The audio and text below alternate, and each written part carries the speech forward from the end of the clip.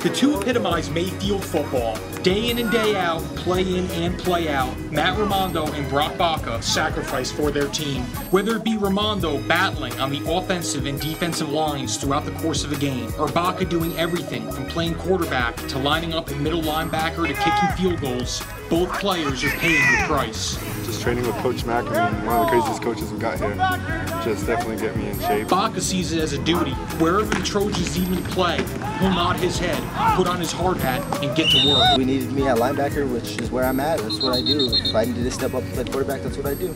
It's a team thing. It's not me. Raimondo received the headlines this offseason. Big, fast, and mobile. He netted a scholarship from Arizona State during the summer and now returns to Mayfield in hopes of bringing yet another state championship back to Trojan country. I know I'm going to college here next year, but that's next year. I'm here to win the state. He'll play tackle this year on offense, while manning the middle of the Trojans' defensive line as well. Mayfield is notorious for being strong up front, and with Raimondo as the anchor yet again, that characteristic doesn't seem likely to change in 2010. Matt Raimondo is obviously going to be a force on the offensive and defensive line.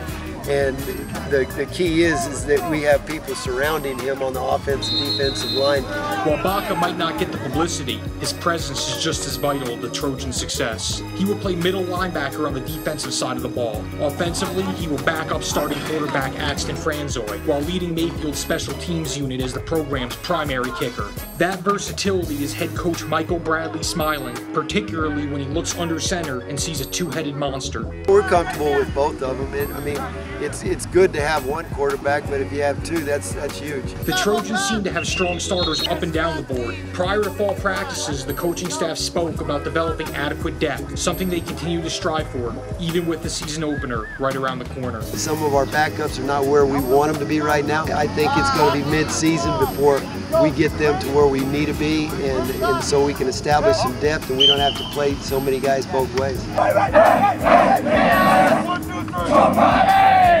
Reporting for the Sun News, I am Teddy Feinberg.